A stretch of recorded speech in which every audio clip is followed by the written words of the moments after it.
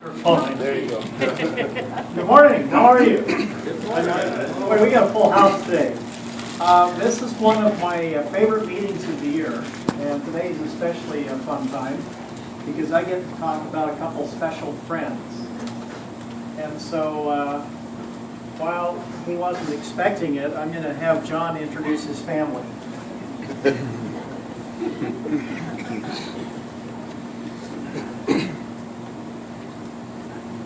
Well, this is the second time they've done this. Same thing happened last month when we went to Virginia.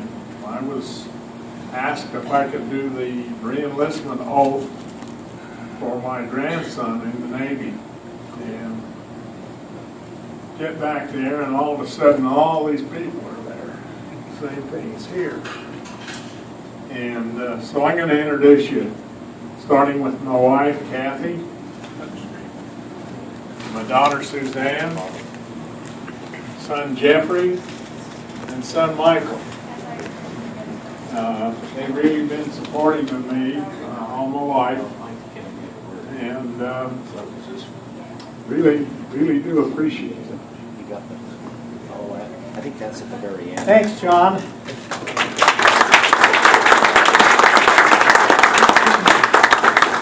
Brett, there's somebody you may want to introduce too. Come on up, Brett, Thomas, there's someone you may want to introduce too. He missed it. You missed it. He's totally clueless. So what's new?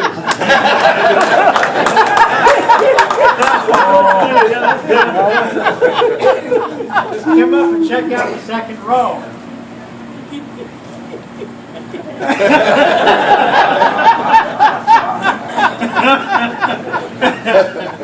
Surprise, surprise. She often comments that I don't watch where I'm going.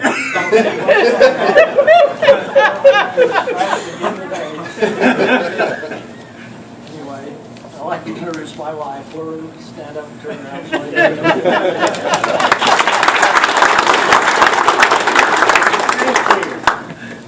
Surprise, surprise.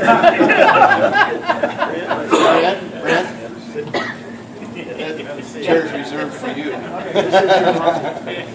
done yet. Everybody see this okay, or do we need to play with the lights up here?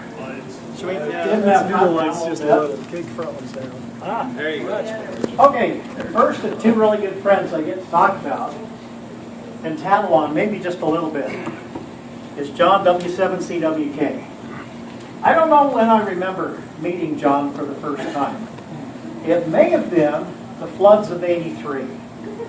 May have been before that. I was pretty busy raising a family at that time, and I'd been out of loop in ham radio for a little bit. Well, back before there were transistors,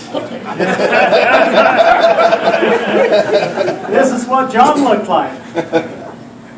Handsome devil, isn't he?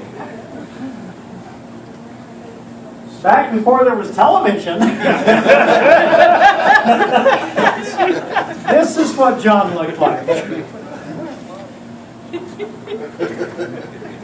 There was this young, and we got a little bit of tattletelling from John's daughter. There was a young toddler who liked to take radios apart. He learned that from his dad, is that right?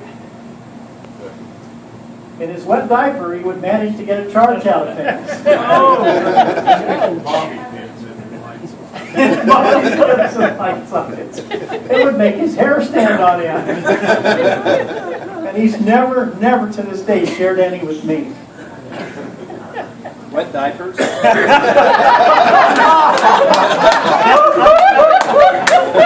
That was good. This is a good presentation already. One very dapper dude, indeed. Has John ever missed a club meeting? Other than when he was down in the sunny climes for the winter. I don't think so. I don't remember that he's ever missed a club meeting. We always know right where to find him, too. Front row right, except for today. Now, this is not an all-inclusive list. These are some of the highlights. of John's amateur radio public service. John was vice president of Davis County Amateur Radio Club in 1987. He was president of the club in 91. And the club was only formed in 86. I think it's kind of an aftermath for the floods. It was formed from the get-go as a public service organization. And the one thing I've really enjoyed, certainly in the years I was more active in the club, is that the club and ARES are all just tightly knit together. It's just one group that works really well together. Since right after the Great Waters settled, I think he was appointed by NOAA as the Davis County Amateur Radio Club repeater engineer. And we'll visit more of that in some photos here. Emergency coordinator for Davis County. Section emergency coordinator for Utah. Member of the volunteer examiner program. He was there looking on and making sure I was keeping my I's dotted, my T's crossed when I finally qualified for my extra. A regular participant with the Wasatch 100. A regular friendship cruise participant. Member of the ARRL, probably a life member. He is. And UOPSIC staff for the Salt Lake 2002 Olympics.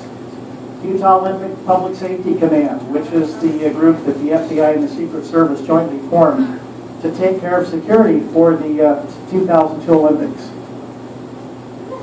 And let's just visit back some of John's activity. John and Kathy at the club picnic. I don't think he's ever missed one of those either. John is seldom at the loss of words. For any of those of you that know him, I think this is the only photo I've ever seen where he wasn't directing traffic or wasn't having something to say or imparting some knowledge to the rest of us. John gets really excited about field day. And back to his director role. Well, the antenna goes right there. Not there, not there, right there. And here it goes, putting up the antenna mast to hold up the wire antennas at field day. You can see there's several different colored shirts here. Several different gears have come together to make these photos.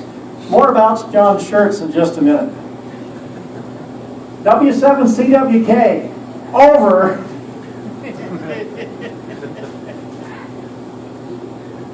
Holding down the fort of the war wagon. I think this must have been the handcart days parade where this photo was taken. Okay, speaking of John's shirts, as I've gone back over the photographs, what resistor values can you make with John's shirts? Let's see, we have yellow, blue, and that's actually red. Red, yellow, yellow, blue, red, black. Let's see, what can we come up with? Well, let's see, we can come up with, that's actually green, blue, red, 5,600 ohms on those particular days. 62 ohms on the shirts he wore on those particular days. Let's see, red, purple, yellow, 270K ohms. And white, brown, I had a real hard time finding a brown shirt. White, brown, green, 9.1 mega ohms. Did I get them right, John?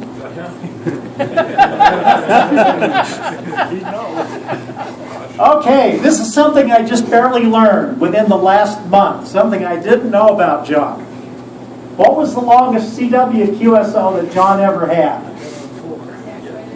And John, this is the one you were telling me about in your service days over in Thailand. How many of you think it was 30 minutes? 1 hour? 2 hours? 3 hours? What was it, John? How many hours? 10 hours. Why was it classified top secret?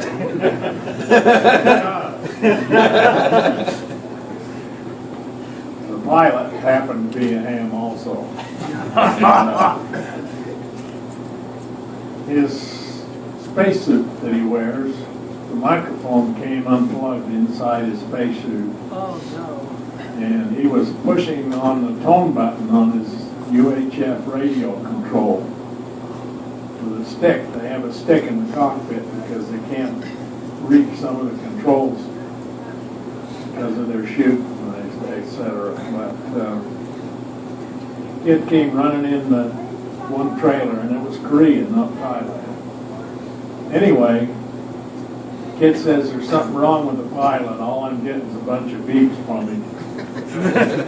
So I knew who was flying that day, and I said, "You got a problem, Mark?" I was talking to him on an X-band data link, and I hear "dot it." The kid says, "See." So I says, "Well, he just sent an R in Morse code." And I asked him what his problem was, and he told me about the mic. So the whole mission, from just right after takeoff until I called the tower there at the base and told them I wanted a straight-in approach for a U-2 that was coming in. We did this. I talked to him on voice, and he talked to me by pushing the button on his UHF control. And I'll tell you what, after a few hours, he got to where he was sending code real fast. I had to convince the security service commander and the SAC commander that we were okay with what we were doing, but we did it.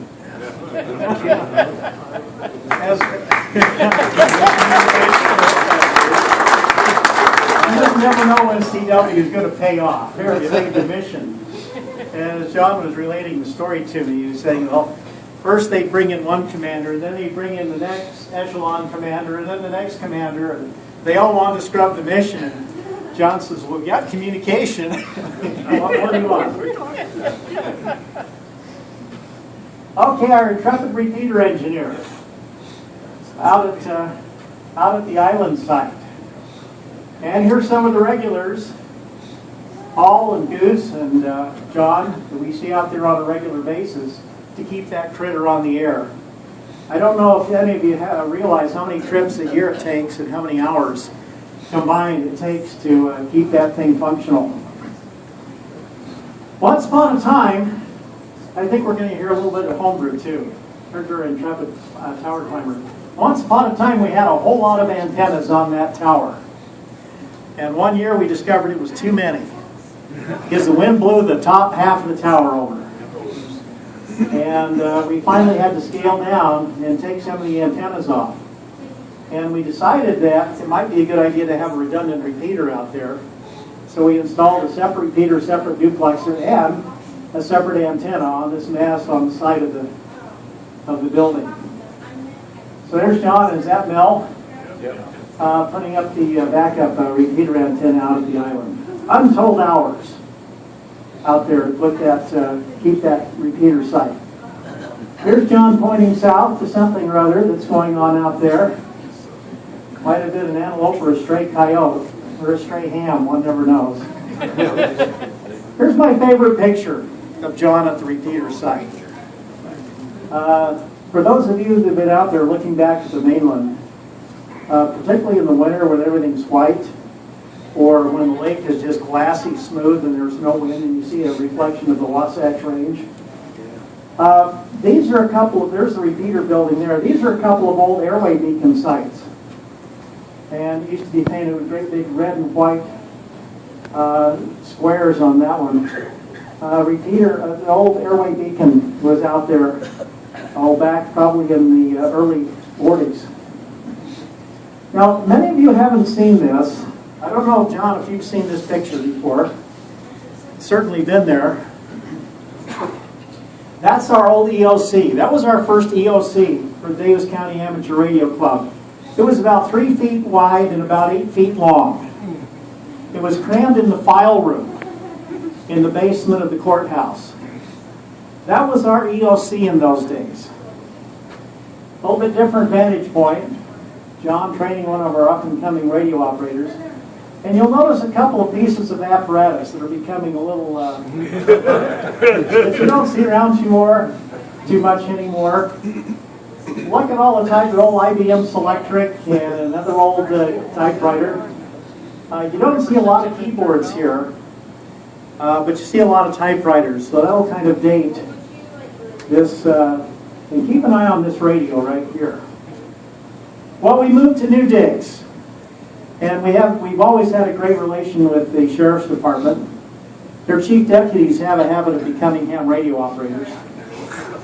And they brought us in, and their chief deputy, at the time this new complex was being designed, actually brought us in and got our input for the design of the new EOC, which is right through this wall right here. So for those of you that haven't seen it, check it out sometime.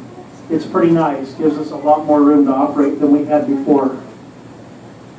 And some of the radios we hung on to. You know, hams just never throw their radios away, right? Once in a while, their wives make them take them to the swap meet when they buy a new one. But we sure hung on to that one. We hung on to the radio. We hung on to the operator. We let them change out the venue for us. Here's another fun story I have of John. Here's John and Kathy at Willow Flat Campground on Island in the Sky in Canyonlands National Park. How many of you have heard of the Friendship Cruise? It's a riverboat cruise that goes from Green River, Utah, down to Green River to the confluence with the Colorado, and then back up to Moab. Now these boats are down, 1,000 to 2,000 feet below the mesas down in this river gorge. We used to communicate with some rescue boats to keep track of them on 75-meter sideband. Listening to 75 meters all day is quite a chore with all the noise, particularly the noise on the boats. So years ago, we started trying to put some VHF coverage in with some portable repeaters, and we had this one section of the Green River that we just couldn't cover very well with a repeater. So one year, John bundled up Kathy and the camper and a few assorted pieces of antenna mast and gear and cable, and went down and set up at Willow Flat Campground. Now he tried to hide the antenna in the trees, but there aren't that many tall trees down there. And so this is what the Lady Ranger saw. And I'll let John tell the rest of that story. By the way, I have 2 of those 50-foot masts for sale. And I have 2 of them set up there. That's a homemade Quaggy antenna up there, which I also have. And the Lady Ranger would not believe that we had permission. And she didn't want me stepping on the dirt out there because it kills the stuff that's growing there. And she called it the worst abomination in the world. And she was going to make sure that we never did it again. So we didn't go back to Willow Flat. Now, on the inside, all the comforts of home. Got the dual band rig and icon days. They call them tabletop now. More of a tabletop than a laptop. But in its day, a pretty nice machine. Look at that, dual floppy drives. That's pretty cool. John had all the comforts of home. Top right there at Willow Flat. All right. Some of you have had a recent acquaintance with John's garage. So here's the second quiz question for you. What resides in John's garage? All of the above. A Ford Explorer? A boat? A boatload of boat anchors? Or a Hallicrafter's BC610 transmitter? Yes. Well, if you said either number 2 or number 3, you're right. The Ford Explorer won't fit. And if you ever look inside John's boat, it's always going to be safe from drifting because it's got a well supply of boat anchors inside the boat. Okay, back in February 2001, and sorry, that's the best picture I can glean off the newsletter. The FBI and the Secret Service came in because they had jointly formed this organization called UOPSIC. And right in this room, gave us the briefing on the hams they were recruiting to help with the 2002 Olympics. Bob Pittman and Robert Graves, as I remember. And I don't remember the name of Jeff Pittman, Robert Graves. I don't remember the name of Robert's black lab. Does anybody remember the name of the dog? No, but he was a bagel sniffing dog. I guess the head of the Secret Service for this particular event had a little leeway because that black lab was everywhere he went. They were always trying to keep from tripping over the dog. So this is where we got our briefing on the O2 Olympics.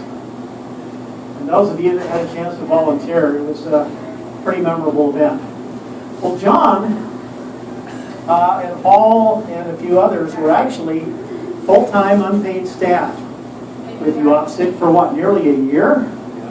Year and a half. They had digs down on Social Hall Avenue. You can tell people went all out, including Delta, for the O2 Olympics. It was a really big deal for Salt Lake. Utah Olympic Public Safety Command was formed. It pulled in officers from, 60, 80 different agencies. They all wore the same uniform, all had the same badge, all pitched in. People came in from all over the U.S. to help with that event. They even had their own special airplane to do some of the photographic work. And those of you who attended the events noticed that they checked inside the car and under the car and in your trunk if you wanted to come in and watch an event. And that's the EOC, I think, down at the Capitol. But trying to get in to see John was another matter. I remember those of us that were getting issued our official codes for the communications team had to go down to the building. Was it the VA building there on the corner of Social Hall Avenue? Anyway, that building had 2 to 3 layers of security to get in to see John. It was probably the safest building in Salt Lake City at the time. They even have positive pressure ventilation in case there was a gas attack outside. The pressure inside the building was kept a couple of psi higher than the pressure outside the building, so all the stuff would go out and not come in. John has definitely left his mark on the amateur radio community of Utah. Long-time volunteer. Those of you that have come through the volunteer licensing program, both in the education sessions and in the exam sessions, you know John is a regular fixture there. Long-standing help with emergency communications and ARES. Again, volunteer for a year and a half with the O2 Olympics. And a regular at Pot Bottom and other locations for the Wasatch 100 endurance run. So, John's activity, we think, rates a special award. And Mel, section manager with ARRL, just happens to be on hand to present that to John. Can we turn the lights back on?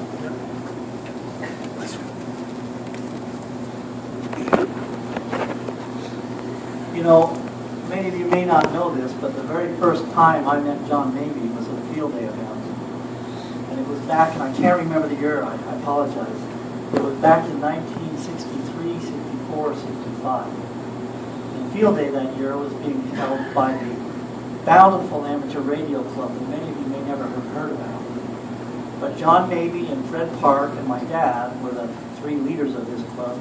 And they didn't have elections, they just said, it's your turn to be president. And that one summer I was involved, I didn't know who John Mabey was, but my dad took me up to the top of Bountiful Peak where they were having field day.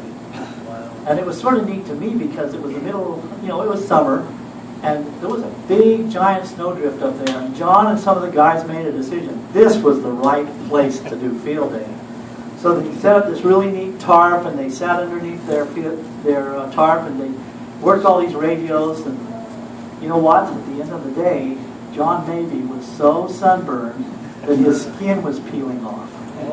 Talk about a guy that has a love for ham radio. But that was my introduction to John Mabey, even though I didn't know who he was.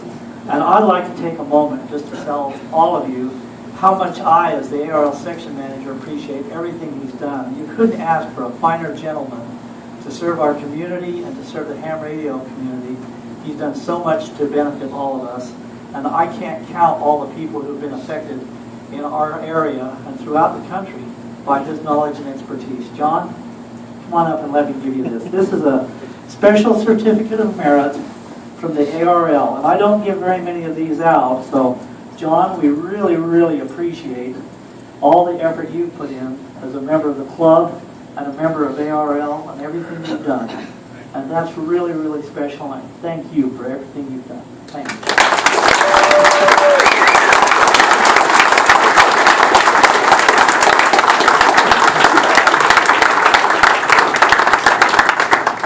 And John, thanks for some great friendship and some mentoring. John has been over when I was trying to put my vertical antenna up in Lake. Was helping me put my vertical antenna on the air down in Layton.